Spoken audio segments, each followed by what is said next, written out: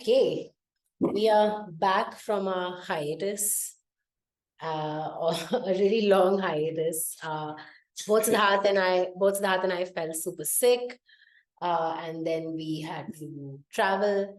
And yeah, I mean, we've obviously been keeping up with all the games, and we've been going hard trying to make FPL work in our favor, but we've not been able to record. And we're finally here today in the new year. Happy 2024. Let's get it.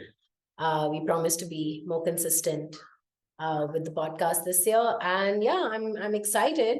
But more than excited, I feel like we're starting the year off on a little bit of a low. Arsenal dropped to fourth in the last couple of days, which has been extremely sad to see.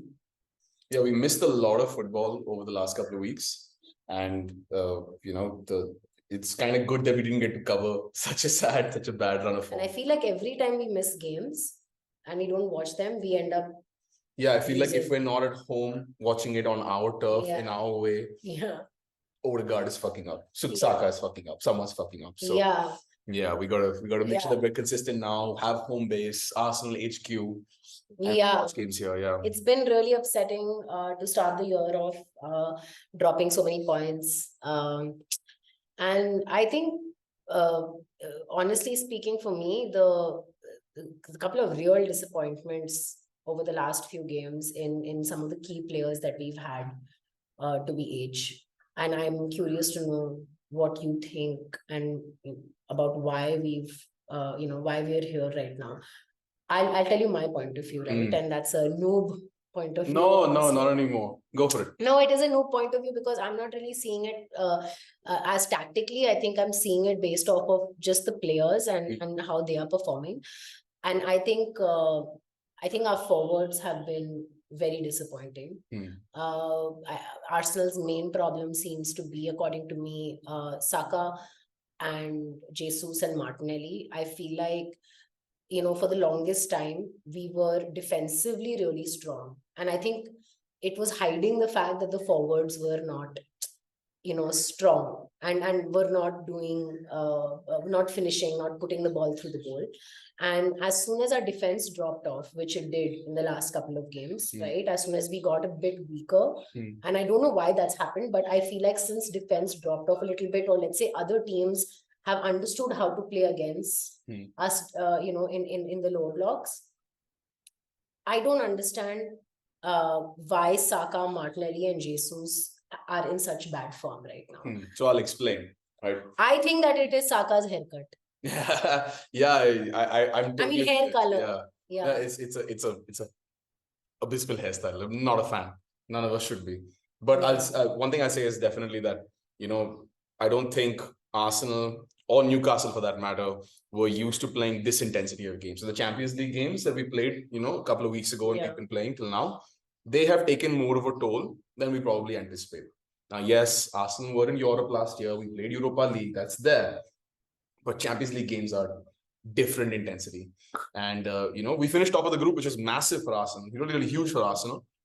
But I think that that's taken a big toll in terms of how tired the players are, how effective they might be, and also what players are actually available at certain points in time, right? I also don't think Mikel Arteta has settled on his midfield three. I still feel like it's a bit imbalanced. And that's showing up in what you said, which is that Saka's been a bit sort of, okay, not so good. But Martinelli is nowhere. Last year, he was on 15 goals, 5 assists in 20 games, something like that. And this year, he's on only a handful of goals and assists in 17 games. So there's a big drop-off. Everyone is talking about your favorite player, Granit Xhaka, and what value he brought, as a passing player on that left-hand side. So I think that's a big thing. Not as consistent, I know that.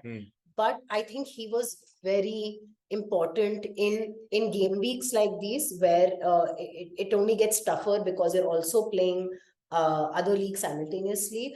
I also think that he brought a very different kind of confidence and a very different kind of ambition in the team also. Mentality. Yeah, I think his mentality was very, very hard, and it kind of just got passed on to all the players. Without him, I feel like, I don't want to say Odegaard is soft or anything like that, but I do feel like Odegaard's style of play, it's so it's a football and technically like great. He really, you can really see the love for the game, but I'm not really sure like when it comes to riling up the team, right, and getting them to do whatever it takes to push through and to actually convert chances into goals, and to make sure that you're not conceding. I'm not really sure if he has the same effect as Xhaka for sure. And I don't know, I mean, it's shown. I apart from the fact that what we drew with Liverpool, and we won against Brighton, yeah. Apart from that, I think losing to like Aston Villa, West Ham, and now Fulham, like I really was not expecting it. Like, if anything, I would expect that we would lose against Liverpool, sure. I mean, they're in the best form that they've been in, in the last few months. So I don't know. I don't know what's not clicking fully. There are some logical explanations. So obviously, like I said about the team balance being a bit off, with not being able to find a good passer of the ball like Xhaka was on the left-hand side.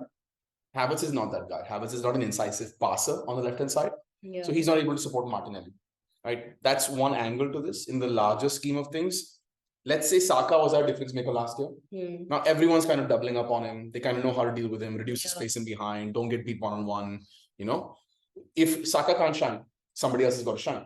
Last year, Martinelli was shining. So when the attention goes to Martinelli, then Saka's scoring goals. When the attention goes to Saka, Martinelli's scoring goals. In between, Jesus is doing his thing, contributing goals and assists whenever he's fit. Now suddenly you're seeing teams drop off completely, right? And that kills Saka. And without someone there to unlock Martinelli, essentially teams are not being challenged by Arsenal enough. And that was evident in the Fulham game. Like, we didn't have guys being incisive with their dribbles, incisive in penetrating, because we have plenty of the ball, even against West Ham. Like, I think the stat was 30 shots in the game, which is ridiculous. Yeah, that's crazy. 77 touches in the opposition box, which is insane, but you're not scoring goals. So I think there's just that. And there's that really cool stat which came out, I don't know, was it Opta Sports, something I put out, that Arsenal are the team in all of Europe that are playing against the deepest blocks in terms of distance. It's like the other teams are like, all the league leaders in all the other countries, like Bayern Leverkusen, a couple of other big teams in there.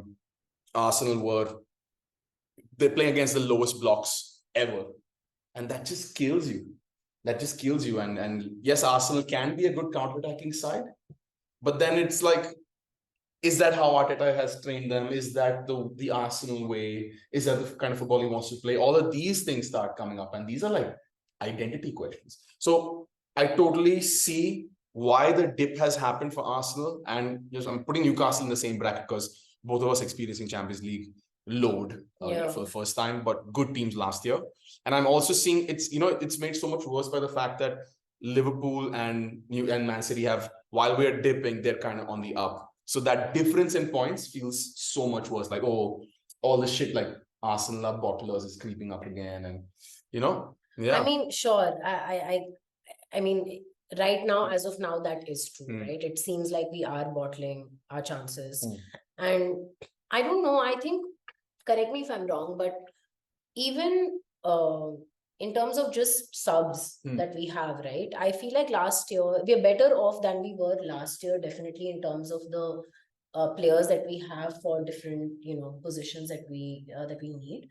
But still, I think there aren't enough like really good substitutions available to us. Like when Jesus comes off, Nketiah is brought on, and I just don't think that Nketiah has that ability to be able to complete the chances that he's getting, and I don't even think he's able to create tactically good enough chances to have a clear shot at the goal.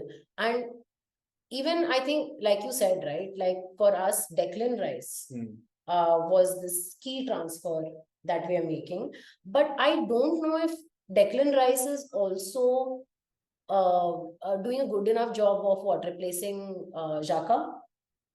I mean, if I just look at how Xhaka was playing last year and I look at how Declan Rice is playing last year, I'm not saying that he's not doing well. He has showed up in a lot of games for us, and he's done very important things, I understand. But I think when the moment requires it, and this is the time, right? Like, this is when all teams are rushing to build points. This is also the time that we had where, let's say, a team like City lost out on, really good players, right? Like they don't have Kevin De Bruyne, they were missing Haaland. And I feel like this was the time where Arsenal could have really created, a good enough point difference on the table, so that we were clear of the next, couple of weeks, and it was okay then to lose, because we have very tough fixtures. Like we're going to get really tough fixtures against some of these teams again in the next few weeks and months. So I don't really know how, like, Arteta, I don't know if he's going to sign more players. I don't know if, he's going to build up the same players, because see, they are going to be tired. We are playing the Champions League. There's no two ways about it. FA Cup as well. Now we're playing the FA Cup later on, next week. So I'm not really understanding, like, are we making more signings? Is that what Arteta is going to be looking at? Or so the January transfer window is like, it's not the best transfer window. You have very little time. You have like 1 month to try and find a player who's available, right? And who wants to come and who's going to be match ready for you and stuff. So there's so many concerns there. And the way contracts work usually is contracts go start of year to end of year.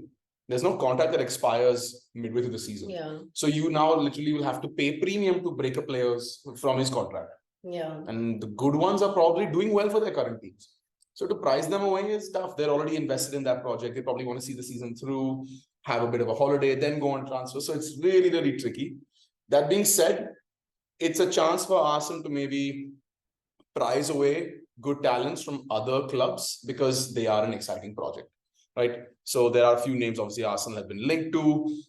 Douglas Luiz is one that really, really excites me, because I feel like he'll allow maybe Odegaard to get more into attacking places on the left-hand side, if that's something that Arteta wants to do.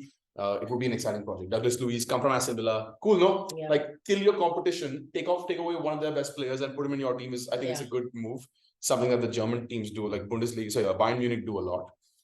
The other one is like, obviously, Ivan Toney. So you've seen that name, right? So Ivan Toney is this guy who has pretty much not played competitive football in the last 6 months because he was involved in gambling on the sport. And he was, he was like charged by the Football Association for gambling on football matches that he was also involved with. I don't know the exact claims, whether he was involved in those matches or not. I don't know the exactness of it. But yeah, he basically received a 8-month ban or something. So it's like a match fixing situation or what? That's the insinuation. I don't know if that's the exact allegation. But either way, he received a ban. So this guy hasn't played football, but he's amazing. He's a solid player.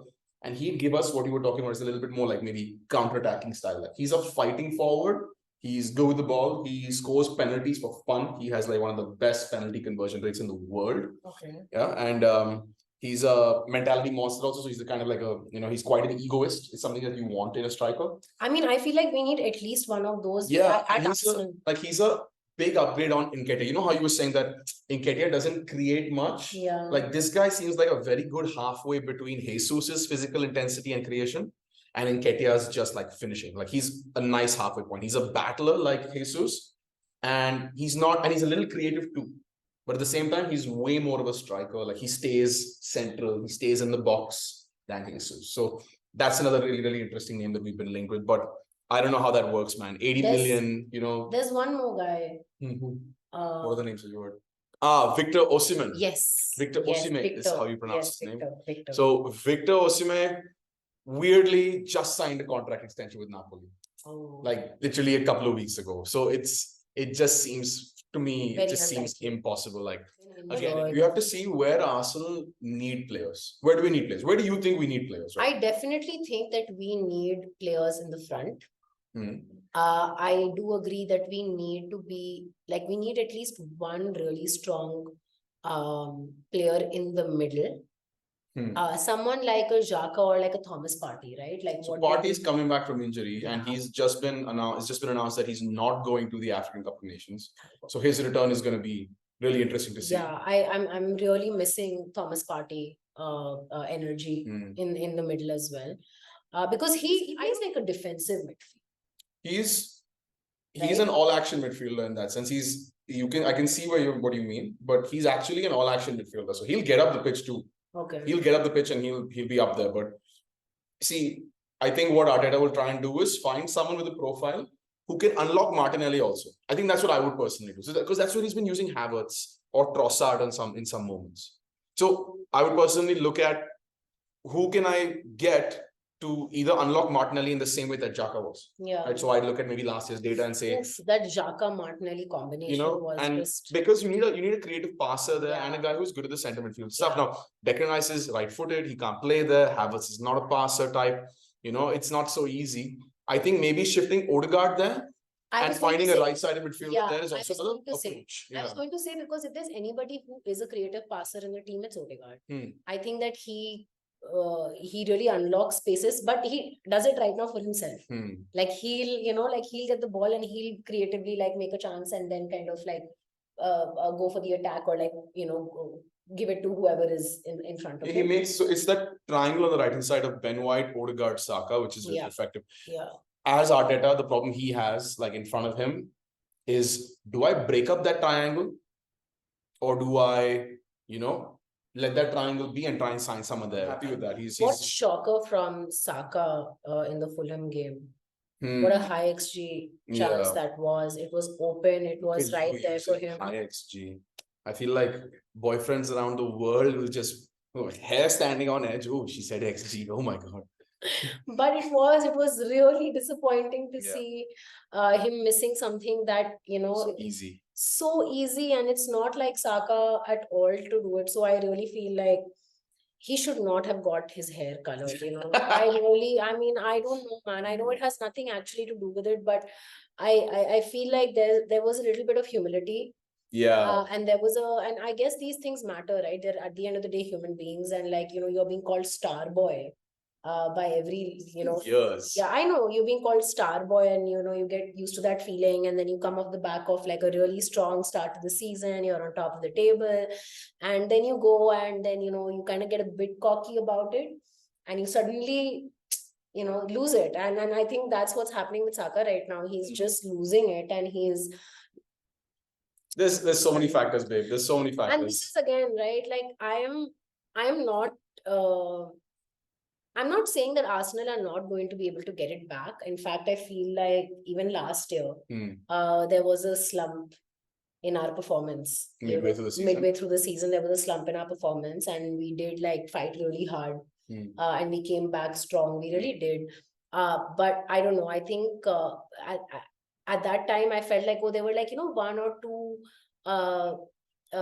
players that I was like, okay, they're not doing well. But right now, I feel like there are more than 3 or 4 players who are just not performing. Yeah. And it's a tricky one, it's so tricky. And Saliba also, man, like Saliba is such a. I would like to believe that was his one-off game this season, because he's still been one of the best defenders. I've trusted in Saliba all through the season. I feel like he's one of the strongest defenders in the Premier League. In the world, he's one of the strongest defenders, and I also feel like him and Gabriel at the back are like impenetrable. And have been for the majority of the season, but I mean they are also dropping off, and I'm just one game.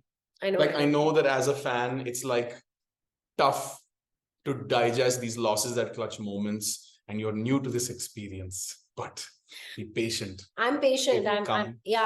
Listen, it's inevitable. Like even the West Ham game, we dominated. I thought we played really well against Liverpool too for decent spells, even though. Yes, ultimately you can say they were the better team.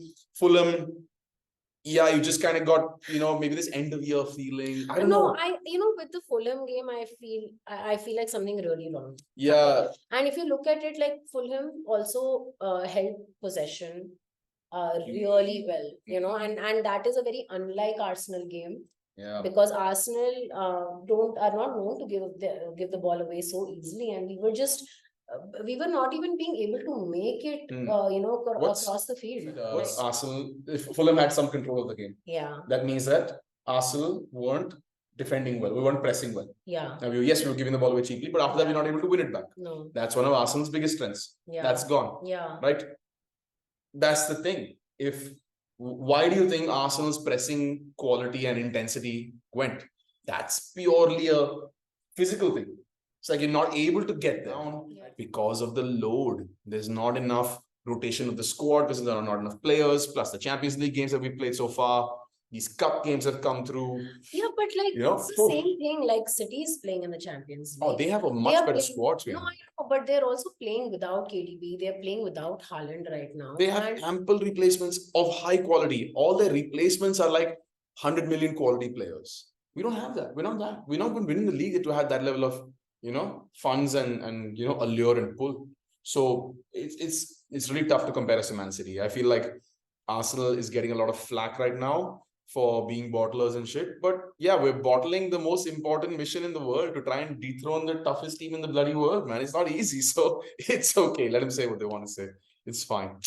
Anyway, that's how you deal with it. Okay, you deal with it with some consistent positive. I am positive. I think we're a strong team, and I'm not going to let the last 5 games dictate, or take over from the fact that we've had an insane run of form, and our players are perhaps the best in the world also. So I think Arsenal will come back. I want Arteta to make some signings. I know that the squad is great, but I feel like we need something. I think we need new energy in the team. We've not had new energy. And Julian Timber was supposed to be that new energy this year. Our hopes were on Julian Timber, and he's out for the entire season. So he's so good for us, right? I know, and it's a really tough place to be. So I really want Arteta to make at least one signing and bring that player in, and I think he will. I think Arteta is also feeling the way I'm feeling. It's the other guys also, right? It's the guys above him. So Edu Gaspar, who's the sporting director. Yeah. The owners, I think I think they're all thinking about this the same way. Definitely. I think we definitely need that. But okay, I think we're looking forward to game week 20. Cool. So let's get to FPL. Let's get into our fantasy stuff. So I know it's been many weeks, but it's funny that you're saying that, because I have some very interesting information to divulge. This lady, in the history of a fantasy Premier League career, only has had 3 red arrows. You've dropped rank only 3 or 4 times the entire season. By the way, you have green arrows consistently otherwise. Now, obviously, the fact that you started in game week 4 or 5, I don't remember, is playing some role there. But nonetheless, that is bloody impressive. Here's another statistic to back me up on your accomplishments, lady. Your squad value, right? You can check it out on the app. Your squad value is like 102.8 or something. Mine's 102.8, dude. Now we play this game for way longer. What the hell is going on here?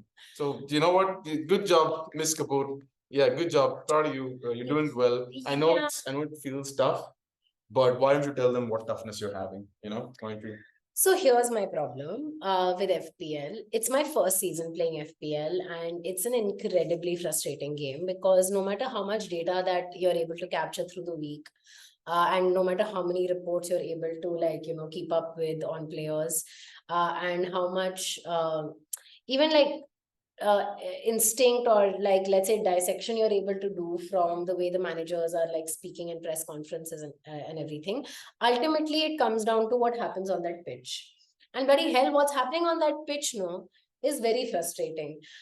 Every week I use my free transfer. I think it's only been 1 week that I've not used my free transfer, but every week I've used my free transfer to make a clutch transfer, right? Like, I'm not making any luxury transfers. I'm not making any luxury transfers. I'm either trying to pick really good differentials, or I'm trying to go just off of pure data on who's performing really well and is also in the most selected bracket, and I'm trying to do all kinds of permutation combinations of the perfect team. Last 3 weeks, I felt like going into the game week, I had the perfect team. I felt like it's going to be 100 points a week. It's going to be amazing. There's nobody that I've left out. And I even bet on players that I feel like were going to perform really well, right? And I'm listening to at least 10 pundits every week, and I'm trying to understand how they see and select and anticipate also beyond a point. And I've tried to do all of it, but I don't know what's going on, man. And I'm going to pull up my team, okay? I'll tell you what happened to me this week. Got in. First biggest mistake was that I benched Dubravka, and I don't know. It was for me a very logical decision. They were playing Liverpool away. I was like, I mean, obviously it's not going to be a clean sheet. And he ended up scoring 8 points and he's sitting on my bench while I got bloody Turner in, who I thought it would be like a, much better chance of, more points, obviously. And number one mistake there only happened. And I don't even know if I can call it a mistake. I went off of pure logic. It's not a mistake. These are things you can't sit there and predict that Mohamed Salah is going to miss a penalty and that's going to give Dubravka save points. Like, that's crazy. Like, and whatever, like, listen, that's not a big mistake. If that's your biggest mistake, you're doing really well. No, that's not my biggest mistake. I think this week my biggest mistake was Trent, apparently. Why was that a mistake? I mean, again, mistake I'm using because he's sitting on my spot with 0 points this week when they won the game. That's not a mistake. That's a logical decision. Trent is playing for a free scoring side. Not cheap, right? Like, he's not cheap. No, but Trent is like, listen, if you're calling it a mistake, I'll reassure you there. Half the bloody game, half the people playing this game are making the same mistake, okay? Because he's quite high owned. He's 27.6. Oh, sorry, how well owned is he? Go to his profile. Yeah, he's 27% owned, and it's okay. It's all right. He's like, he gets points, especially when Liverpool scored. He gets points. So against a weak Newcastle side, of course you want to play him. Don't stress about that kind of mistake. That's a good mistake to make. Then Pedro Porro. Yeah. Okay, this guy, for me was, is somebody I felt like, will again. This game specifically, I was like, okay, he's going to smash them. Again, nothing that's on the not pitch. That's not a mistake. Pedro Porro playing Bournemouth, who are a good team, but Tottenham had all their star players available, and Pedro Porro gets assists. So them conceding 1 goal against Tottenham is just sort of unfortunate. This is nothing you can sort of just blame yourself for. It's not a mistake. It's okay. And again, very highly owned players. I'm using mistake very loosely here because I guess you gotta reduce the self. I know. I know that these are all, again, I made all of these as very logical decisions. But they're not translating into points for me. Like, I'm not really understanding now going into this week, right? Like going into, game week 20. I'm going to be I'm really confused who I'm putting into my squad, especially with Salah, now going. I don't really know what transfers to make that are going to pay off for me. For example, Gordon, last whatever number of games, man, he's not done shit. He hasn't done shit. So I benched him, right? I agree that I benched him for Palmer, and I agree that Palmer got points, but then suddenly this game week Gordon is getting points. I'm like, isko kya ho gaya?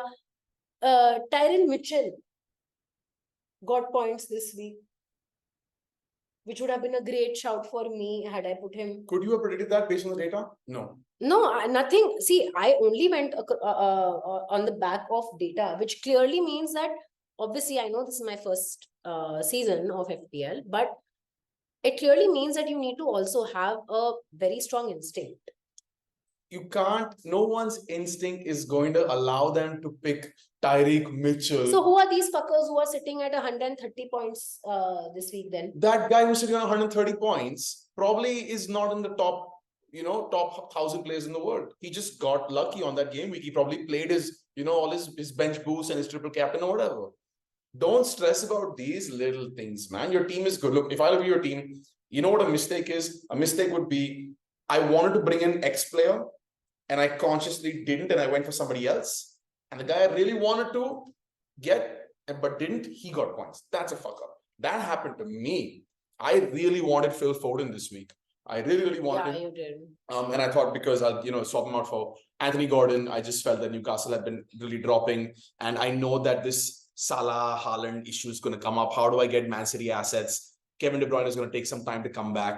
Yeah. I should get Foden. I'm surprised. And the that man he's has gotten 2 assists this week, you know? Yeah, he did. So that's an issue. Your team, otherwise, you had Dom Solanke in form, play him. Yeah, and I'll tell you, Solanke, this game only, last whatever 3-4 games, 6, 7.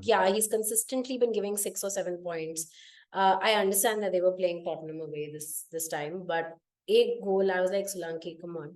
No, it's not so easy.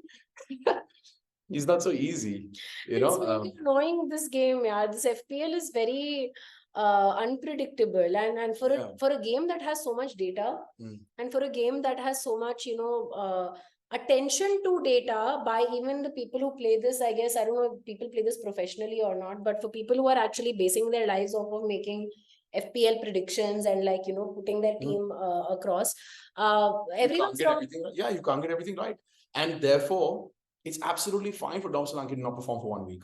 Man, looking at his price range, I'd be like, you know what, Dom Solanke, you don't perform for the next 2-3 weeks, I've got no problem. But everybody else, I'll just, use lineups. I don't know how to play this game. I'm really trying to figure out some logic, some framework around it. But I feel like a lot of it is just based, like it's just chance and how that game itself plays out. Yeah, and you got to hedge your bets. And I just have to hedge my bets, and I have to just do a probability, play the probability game.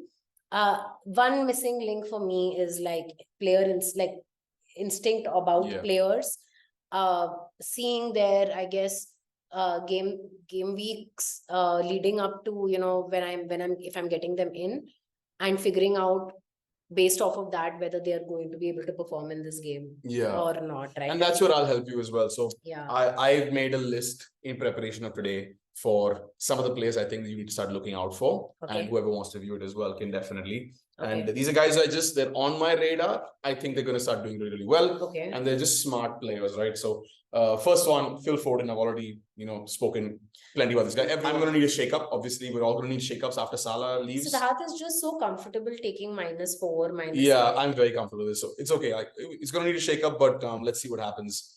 I think I'm going to squeeze in Phil Foden for probably Bukayo Saka, depending on what I see about Arsenal. Okay, second player that I want to knuckle down on is looking at Liverpool's form, and with Salah going out, you're going to need a replacement in there. Yeah, who are we getting for Salah? You should look at getting in Diogo Jota. This guy has delivered for me personally. Yeah. In the first few game weeks, I remember. Not this year. I'm just talking about my history. Even in the first few game weeks, I remember Diogo Jota was. And he's clutch. He's a clutch player. He can play in a variety of positions. Yeah. Klopp loves him. He's a pressing machine, and he already has bagged I think he bagged an assist and a couple of other points this week. So I think 2 assists this week. So great for him. If you don't want Diogo Jota, maybe looking at Luis Diaz, who also was super electric yesterday. Again, 2 Liverpool players, good replacements for Salah if you want to keep up with the Liverpool. But I'm wondering whether without Salah, Luis Diaz is going to be able to. I think that he'll end up playing both. So he'll end up playing a combination of either Luis Diaz on the left wing, Jota on the right wing, and Nunez in the middle, or Nunez on the right because he's lefty like Salah, and Jota in the middle. So he's gonna jig it around, but I feel like Jota's position is kind of knuckled down now that Salah's not there. But again, we don't know. Let's just wait and see. But he's one to watch for me for sure. The other one to watch for me is I think Newcastle's fixtures now are going to start picking up, and the man in form for them has been Alexander Isak, and I have a love-hate relationship with this guy. I love him because he was supposed to come to Arsenal, then he didn't. And then I brought him into fantasy this year when I thought it was the right time, but he didn't do shit for me. He didn't even start games. Yeah. And then I sold him, and now he's banging in the goals. So driving me mad, but in a good way. Look for Isak. The other guy, and this is my last player that I want you to really look at. The other ones you guys all know, like Richarlison is looking at Brighton's fixtures and a huge upturn right now. Pervis Estupinian. This guy last year was one of the best players in the league. Yeah, I think my only recommendation, you've come with a list, but my only recommendation based off of what I've been seeing is getting Estupinian in. Though I'm not really sure who to replace him with. See, the good thing about him is that he's an attacking fullback.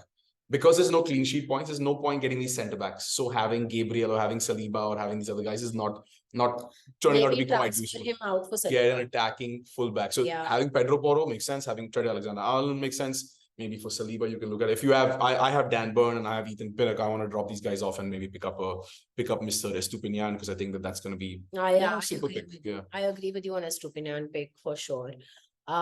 I don't know. We're going to obviously get to know a little bit more through the week. Yeah. And we'll come back and we'll do maybe a final, what are our team picks? Yeah. And who do we finally go with? What are you doing with Raya? I thought, Arsenal were the best defense in the league at that point. They had 4 easy fixtures, so I brought Raya in, hoping that we'll keep clean sheets, but things have not worked out. Again, just looking at the rejig, I've got 2 transfers this coming week, so maybe I just see the fixtures and decide whether I want to swap him out. But to be honestly, it looks like I have to solve the problem of, like we all do, of Mohamed Salah. Let's see what I can rebalance that money out, because I don't think Haaland is fully fit yet. So it's still showing that he's 50% injured. We'll wait for the press conference on we'll wait for the press conference. We'll see. But otherwise, it's a like-for-like swap, and then you just kind of, rejig a few players here and there. But yeah, that's it. I think going into game week 20, we have a couple of favorites that we want to definitely check out. Estupinian, Phil Foden, Diogo Jota. I definitely would think of considering Richarlison as well, because he's playing as Richarlison. I agree with you. I considered Richarlison last week, if you remember. That'd be one of your mistakes. That I didn't get him in. Yeah, that is my mistake. I didn't get him because I was this close to getting him in, and obviously somebody came. Just hate him. Somebody came and told me and convinced me to get Cole Palmer. No, not Cole Palmer. You told me to get. I conveniently blaming me. I didn't tell you not to take Richarlison. You said you were not going to tell me about your transfers. Be patient. Be patient with Arsenal, with FPL. Be patient. Paciencia. Patience is the word of the year for us. Okay, for you, young fan. We'll be okay. We'll be all right. Don't worry. I'm just so irritated currently, and it's nothing is working out. FPL is not working out. Arsenal it's working out. Chill out. It's working out so well for you. You have so many green arrows, man. You're doing better than me. I have finally come back into the top 750,000 in the world. Finally, after I got 3 back-to-back green arrows, I'm like, thank God. I had 5 back-to-back red arrows, and then I was like, got to get Haaland back in, and then all this shit happened. I was just... We'll eventually have to get Haaland back in. Yeah, I'm looking forward to it. Yeah, we have to eventually looking forward to not being punished by him, and the rest of the game will own him. Probably transfer him out for Solanke. I will have to get rid of Solanke. Yeah, we'll have to get rid of Solanke, because he was already he was a pick, because, who else was there to pick in your forward lineup? There was nobody else. Kind of want to see Isak do well right now, so I'm really curious, and they're out of Champions League as well, so yeah, I think Isak would be. I'm really curious. So anyway. Okay, I guess this is us for this week. We'll come back with some final conclusions on what and who we are choosing for our FPL teams. We also want to do predictions for game week 20. So this game week 20 is going to be a long one. It will be very spaced out. Arsenal is only playing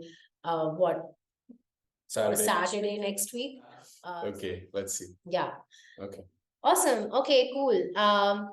Here's hoping that Arsenal comes back strong. Here's hoping that our FPL teams are better this week. And yeah, we'll see you soon.